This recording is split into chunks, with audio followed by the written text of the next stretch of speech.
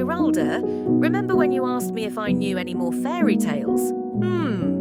I think I recall something or another. I've been well behaved. I haven't looked up any knickers in at least 3 fortnights. Well, that's not much of an accomplishment, but I found something you've been looking for all the same. I've got a tale on that Red Queen you're so in love with. Brunettes, blondes and redheads. You're just a dirty old pervert. Are you going to just sit here and chastise me? Or is you going to be a lady of your word and tell me a good fairy tale like you's promised? Hey, I thought she was a giantess. What are we looking at exactly? Their features are like a cartoon or some such. Well, it's all I could find on short notice. Do you want me to tell the story or not? Or would you rather hear about that bald-head lady Bounty Juice? Only thing is, she might come looking for your pervy ass. Oh no, you old heifer, carry on. I'm sure I'll be hearing about BDX and the Obio 2 Academy soon enough. Get on with this Red Queen, will you? She's my favourite so far. Cheerio. Thus begins the origins of the Red Queen.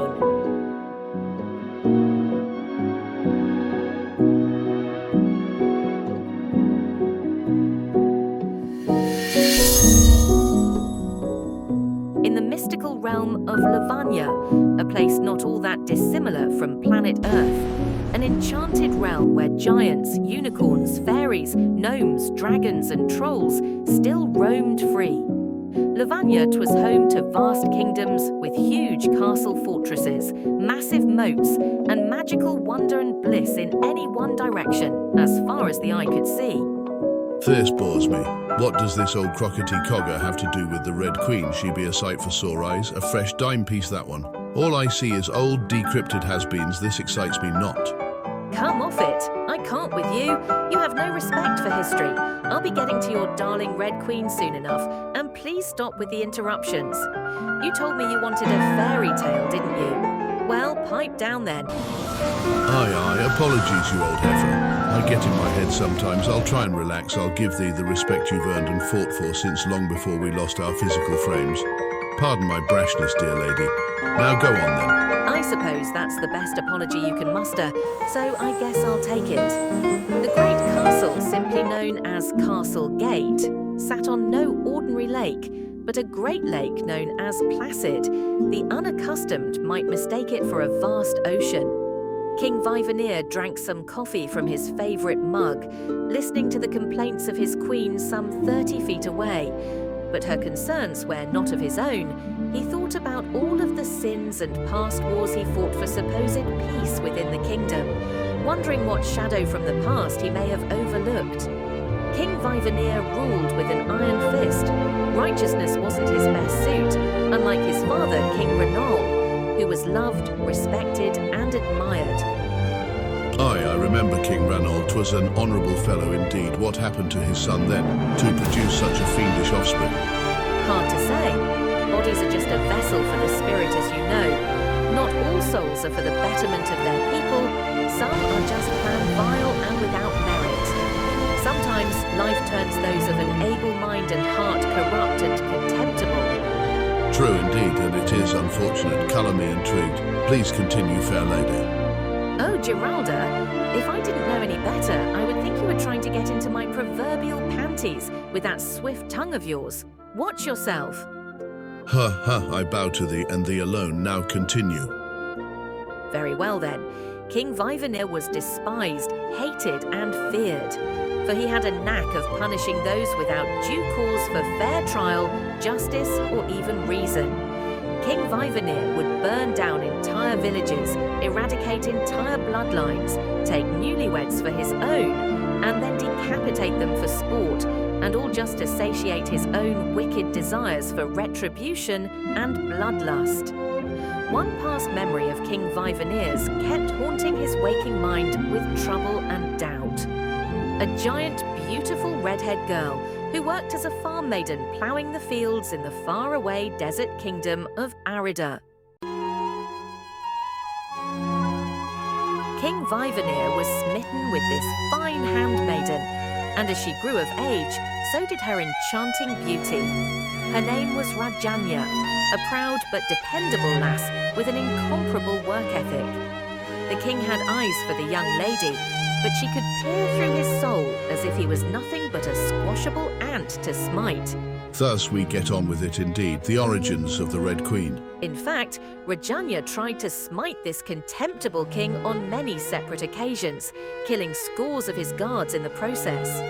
The only thing that saved King Vivanir from Rajanya's wrath was his most loyal wizard, Havaness. Havaness was a dangerous threat, and often did King Vivanir's dirty work when sword and steel was of but a consequence. I can't figure it out, but something isn't right here.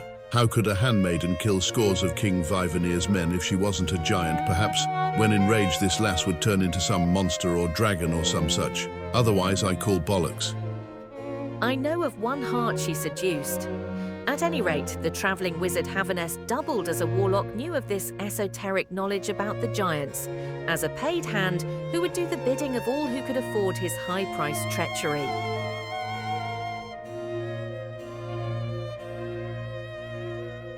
I don't know what you're talking about. Her beauty didn't seduce me. I had something in my eyes is all. Your lips say one thing, but your infatuated actions say another.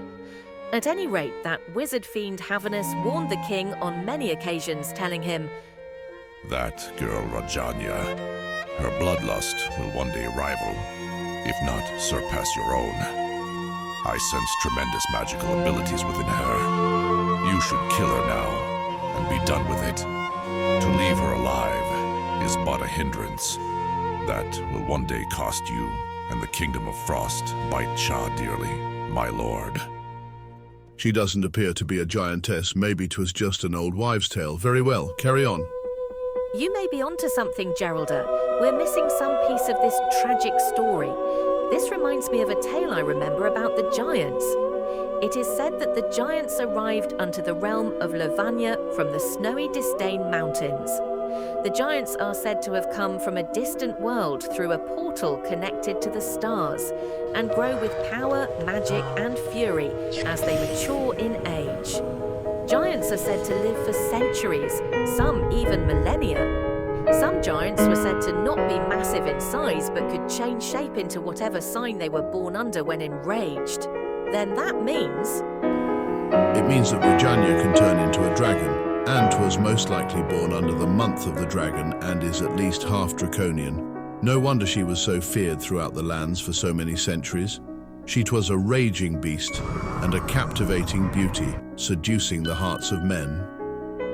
The wizard's words did not abate his desire for the young lass. Alas, it only made him madder with infatuation. His queen Solnir, 'twas nothing but a cheap prop in his mind. He'd discard of scores of women just to bed Rajanya for one night. Thus was King Vivanir's folly. That is all. What do you mean, that is all? The story was just starting to get good. Bollocks. 'Tis enough storytelling for one day, Geralda. It's about time I catch my breath. I'll continue this tale again soon. Don't worry your pretty head.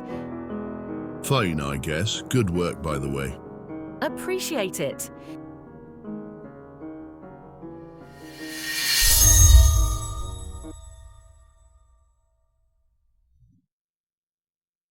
Like and subscribe. Like and subscribe. Like and subscribe. Like and subscribe. AI3, AI3, AI3 effects, AI3, AI3 effects.